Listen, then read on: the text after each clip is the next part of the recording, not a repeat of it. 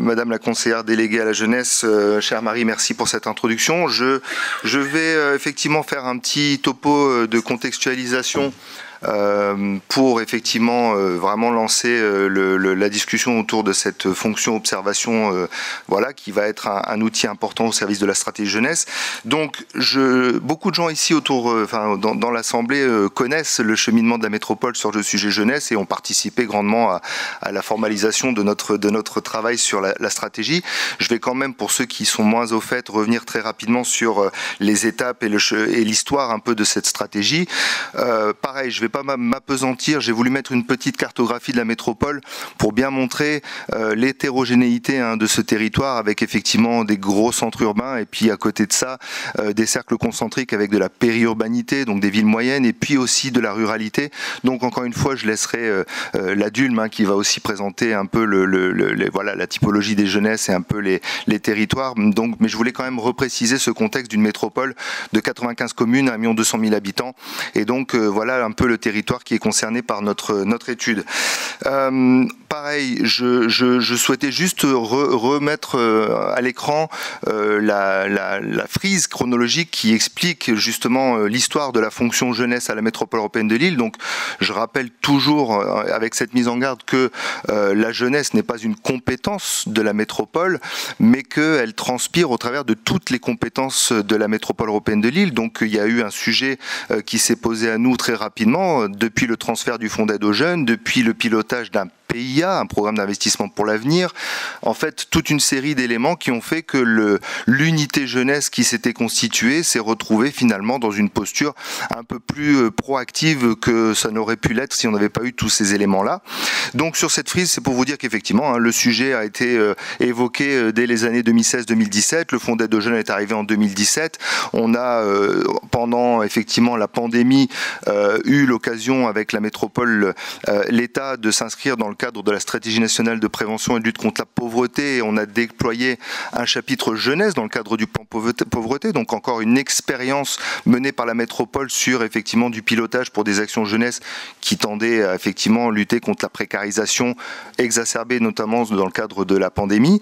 Et effectivement, on est arrivé tout doucement en 2021 à la fin de l'expérimentation du PIA et quelques mois encore de travaux de capitalisation. Je salue d'ailleurs encore une fois, on aura la parole à Marc Dumont notamment derrière tout à l'heure. On a effectivement eu la chance dans cette expérimentation d'avoir un certain nombre de chercheurs et d'étudiants qui ont contribué à l'évaluation des dispositifs, et ça nous a aidé à effectivement tout doucement cheminer, à proposer des hypothèses pour que la métropole continue d'agir, ou en tout cas ait une posture un peu visible sur le sujet jeunesse, encore une fois, qui n'est pas une compétence par essence de la métropole. Et on est arrivé effectivement, et donc Madame Tonnerre le disait tout à l'heure, on est parvenu à l'adoption d'une nouvelle stratégie jeunesse il y a un an, tout juste, on va fêter les 1 an de la stratégie Jeunes en Métropole 2.0, qui effectivement donne à la métropole une feuille de route, en tout cas pour effectivement travailler sur rendre visible ce qui existe, aider à améliorer les dynamiques, pourquoi pas en tout cas continuer à outiller le territoire, venir en appui aux communes, j'y reviendrai dans quelques instants.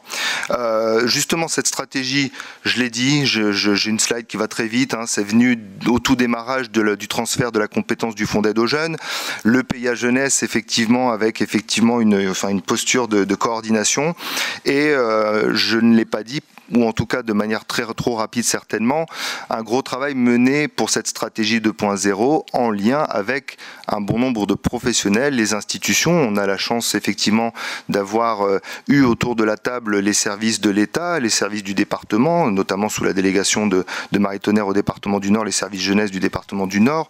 On a élargi le cercle avec effectivement les communes sous format de rencontres avec des services jeunesse. On a la CAF qui s'est joint à nous, on a eu les services de l'État à différents titres. En tout cas, cette stratégie, elle n'est pas arrivée par hasard, elle est arrivée à la suite d'un long chemin qui a été effectivement, en tout cas parsemé de rencontres et de partage de connaissances de la part d'un grand nombre d'experts sur le sujet. L'idée, je le disais, c'est donc effectivement de valoriser ce qui est fait, c'est un enjeu numéro 1. On sait très bien que dans l'ensemble des dispositifs jeunesse, il y a un manque en tout cas, c'est pas facile de s'y retrouver, donc il y a un enjeu qui effectivement relève de la mise en visibilité et valorisation de ce qui existe, ça c'est un enjeu fort, et cette fonction d'observation, on va y revenir dans un instant, elle doit contribuer notamment à cet enjeu-là. Très rapidement aussi, la stratégie, on rappelle, on est dans la complémentarité, on n'est pas là pour faire à la place des personnes, et des opérateurs, des institutions qui ont les compétences officielles. Visibilité de l'action de la MEL, la cohérence métropolitaine, je le disais, un territoire très très hétérogène avec différents types de densité urbaine et différents types de jeunesse en fonction des territoires. Donc c'est comment on fait pour agir au mieux, au plus près des jeunes, quel que soit leur territoire d'appartenance, enfin en tout cas d'origine. Le soutien aux communes sous le format effectivement, pas forcément un appui financier, mais en tout cas comment on accompagne le territoire à avoir une vision partagée, en tout cas à outiller le territoire pour agir vers les jeunesses. Et effectivement l'innovation, c'est-à-dire en tout cas la métropole essaie toujours de trouver des méthodes qui permettent de rebondir et de dynamiser les relations partenariales et de trouver des outils qui soient les plus mobilisateurs et fédérateurs possibles. Voilà, du coup, vous inquiétez pas, on avance tout doucement. Vous l'avez certainement déjà vu, cette frise en fait symbolise la stratégie de la métropole européenne de Lille. En fait, elle représente un cheminement. On parle tous aujourd'hui du parcours du jeune. En réalité, cette stratégie donc s'articule autour de 3 grands axes qui pourraient effectivement matérialiser le cheminement d'un jeune dans sa vie de futur citoyen sur le territoire notamment, avec un axe numéro 1 qui constitue le socle de l'intervention, puisque je le disais, je le répète, le fonds d'aide aux jeunes, transfert du département, est le dispositif par nature qui effectivement incombe à la métropole européenne de Lille et qui est le socle de cet axe de lutter contre les fragilités. On considère qu'effectivement, une fois levé un certain nombre de freins, on doit viser à favoriser l'émancipation, donc tout ce qui va être encourager les pratiques culturelles, artistiques, sportives, les mobilités, l'esprit critique et comprendre la vie démocratique et institutionnelle, et l'aboutissement, la fin du chemin en tout cas dans l'entrée dans la vie adulte et citoyenne, c'est comment on fait pour que les jeunes soient réellement des personnes, des citoyens engagés sur le territoire, dans la production pourquoi pas des politiques publiques, mais en tout cas comment ces jeunes sont reconnus dans leurs valeurs effectivement de coproducteurs des politiques publiques ou dans l'engagement dans la société civile. Et ça touche à des enjeux aussi d'attractivité du territoire, les enjeux liés avec l'université, la recherche, le développement économique, l'implantation sur le territoire, pour comment faire pour que le territoire de la métropole ne soit pas uniquement un endroit de transit, mais un endroit où les jeunes restent, y compris après leurs études. Bref, autant d'enjeux. Et donc voilà, cette stratégie avait cette vertu en tout cas de montrer de manière assez picturale les enjeux qu'on balaye aujourd'hui. Et vous avez sur cette slide aussi en fait la liste d'un certain nombre d'actions qui existent et qui sont d'ores et déjà portées par la métropole et qui symbolisent justement cette diversité des interventions de la métropole au bénéfice des jeunesses. Un petit clin d'œil sur le FAGEM, seule compétence obligatoire, pour vous dire quand même que depuis 2017, la MEL a eu à traiter quand même une petite vingtaine de milliers de demandes d'aide dans le cadre du fonds d'aide aux jeunes, donc c'est forcément pas anodin, et qu'on arrive tout doucement effectivement sur les quelques années d'exercice et de supervision de ce fonds à une attribution de plus de 4 600 000 euros pour donc des jeunes âgés entre 16-25, 18-25 sur les questions d'urgence sociale. Voilà, donc c'était une petite pastille pour montrer qu'en tout cas sur ce volet obligatoire, on a un dispositif qui effectivement malheureusement tourne quand même à plein régime en termes d'effectivement précarité des 18-25. Voilà, alors, effectivement forcément depuis 2018 à 2023, la différence elle est aussi sur les budgets qui ont été consacrés, puisque vous verrez que sur cette slide on est passé d'un budget de 600 000 euros en 2018 à aujourd'hui, enfin en tout cas 2023, un budget d'un peu plus d'1 million d'euros. Voilà. Petit mot de transition, je vais passer très rapidement la parole à Florine, ma collègue. L'Observatoire, on a voulu effectivement faire cette rencontre parce qu'on constate que on a un enjeu sur la connaissance des dispositifs. Ça, c'est un sujet qu'on a partout sur le territoire. Les professionnels qui sont dans leur champ de compétences et qui ont forcément des difficultés à avoir accès à une info en temps réel sur les autres dispositifs. Donc ça, c'est un sujet qu'on espère traiter, continuer à traiter avec vous. Et à la question de l'observation. éditions. Et donc je disais tout à l'heure à notre élu qu'on a ces mêmes sujets, et dans le cadre notamment de la rédaction du nouveau schéma départemental de soutien à famille, la MEL a été conviée aux côtés de l'État, de la CAF et du département du Nord et d'autres partenaires pour discuter des sujets jeunesse à l'échelle du département. Et un des sujets, c'était aussi la question de l'observation et de l'état de l'art sur la connaissance des jeunesses. Et on s'est tous dit que finalement, on avait tous des études, on avait tous des éléments diagnostiques, mais que finalement, on n'avait pas de lieu commun pour pouvoir les partager. Donc, précaution effectivement sur cette rencontre-là. Aujourd'hui, le parti pris, et vous verrez, on a des témoins qui vont restituer des études qui ont été menées, qui sont fort intéressantes. Néanmoins, cette première édition a une vocation de lancer une dynamique, et j'imagine bien, on en discutera avec Marie et avec les collègues, que vraisemblablement, si on devait rééditer ce genre d'événement, on verra dans quelle mesure on travaille les sujets qui sont à présenter peut-être différemment. En tout cas, cette rencontre, elle permet effectivement de faire à un moment donné une mise au pot commun d'une vision des jeunesses de la métropole, et donc ça va être effectivement l'occasion de vous présenter un certain nombre d'éléments. Et en cela, j'ai terminé mon propos qui était peut-être plus long que je ne le pensais. Je passe la parole à Florine Laridon, qui est notre collègue, qui a mené à bien l'étude du rapport annuel Jeunes en métropole. Merci Paul. Effectivement, donc avec l'aide des collègues de la MEL qui ont participé activement à ce travail et pour lesquels certains sont présents au sein de l'Assemblée aujourd'hui et que je tiens à remercier particulièrement, nous avons réussi en 2024 à établir le premier rapport annuel Jeunes en métropole pour le bilan d'activité 2023.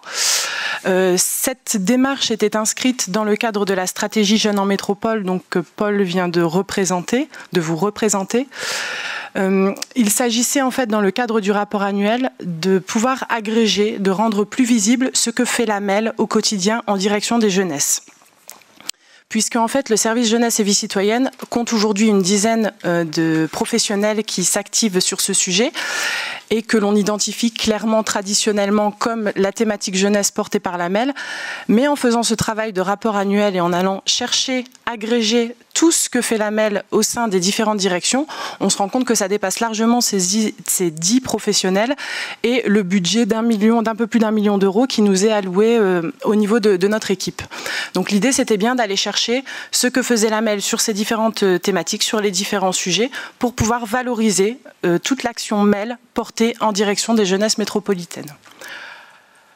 Dans le cadre de ce travail, ce sont donc plus de 12 directions qui ont été mises à contribution au travers d'un outil. Donc il s'agit d'un formulaire que l'on a diffusé au sein de nos différentes instances. Ça a été porté par les directions, par notre DGA adjointe qui est derrière moi, qui a porté ce travail-là aussi avec Cédric Hardy.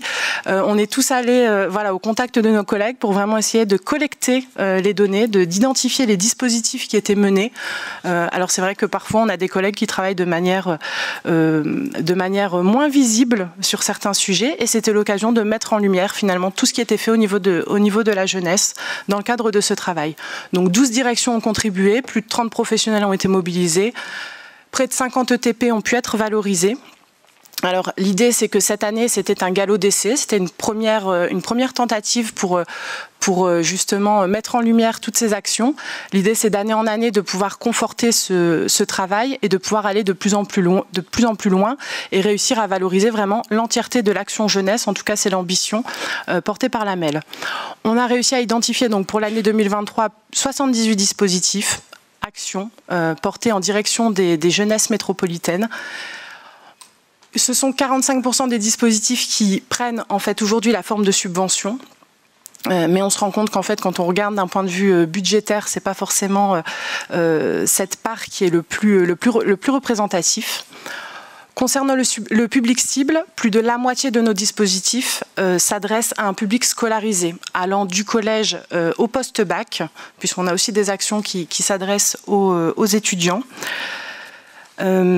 Sur ces actions-là, ce qui est intéressant de noter, c'est qu'on a aussi quelques actions qui concernent des jeunes en difficulté, notamment 30% de nos dispositifs qui, dans le cadre aussi de nos actions en matière de solidarité, adressent un public qui rencontre des difficultés, qu'elles soient de nature scolaire ou autre, en matière d'insertion sociale ou professionnelle, ou de logement.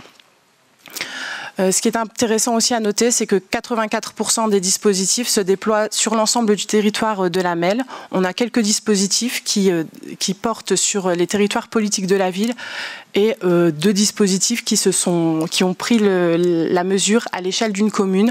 Ce sont des dispositifs très spécifiques. Ce qu'il faut retenir, c'est que la MEL porte des dispositifs pour l'entièreté de ces jeunesses sur l'ensemble de son territoire. C'est-à-dire qu'un jeune qui habite une petite commune rurale ou la ville de Lille ou la ville de Tourcoing, qui sont plutôt des grandes communes, peut accéder au même dispositif porté par la métropole européenne de Lille. Concernant l'aspect budgétaire, donc on a parlé là des éléments plutôt quantitatifs en nombre de dispositifs. Concernant la masse budgétaire, les 78 dispositifs dont je vous ai parlé constituent une enveloppe de plus de 25 millions d'euros consacrée par la MEL à ces jeunesses. Si on a choisi en fait dans cette slide de répertorier ces dispositifs, de les classifier selon les 3 axes de la stratégie, parce que c'est intéressant de voir la répartition justement de ces dispositifs en fonction des thématiques. Et sur l'axe 1 donc de solidarité, ce sont donc 44% des dispositifs qui constituent plus de 17 millions d'euros. Ce qui vient impacter, je vous le dis, ce montant financier, ce sont les politiques de transport, avec notamment la gratuité des transports et les transports scolaires qui viennent impacter très fortement cette enveloppe financière sur cet axe-là. Sur le deuxième axe qui porte sur l'émancipation des jeunesses métropolitaines, donc là on a 36% des dispositifs qui couvrent cette thématique. Ce sont les dispositifs à visée culturelle, à visée sportive. On a par exemple la CEART, on a la bibliothèque en ligne, la médiathèque en ligne, des dispositifs d'accès aux pratiques sportives également, qui constituent un peu plus de 5 millions d'euros. Et sur le troisième axe, donc, qui est l'engagement des jeunes, on a 20% des dispositifs qui, eux, bénéficient d'une enveloppe d'un peu plus de 2 millions d'euros. Les dispositifs sur l'engagement, ce sont par exemple des dispositifs en direction des jeunes, ça peut être le service civique, ça peut être des dispositifs en faveur de l'entrepreneuriat des jeunes. Voilà, il y a toute une série d'actions portées par la MEL qui sont développées en faveur en tout cas de l'engagement des jeunes au sein de la métropole. Au total, dans l'exercice que l'on a fait, on a réussi à identifier un peu plus d'1 million de jeunes bénéficiaires. Alors vous me direz, ce chiffre, il est impossible puisque ce n'est pas le nombre de jeunes qu'on a sur la métropole. Là aussi, c'est vraiment un jeune a bénéficié de plusieurs actions. Voilà, on n'a pas eu la possibilité d'identifier des jeunes bénéficiaires uniques sur cet exercice-là. Mais en tout cas, ce qu'il faut retenir, c'est que plus d'1 million de jeunes ont bénéficié d'un dispositif jeunesse porté par la MEL en 2023.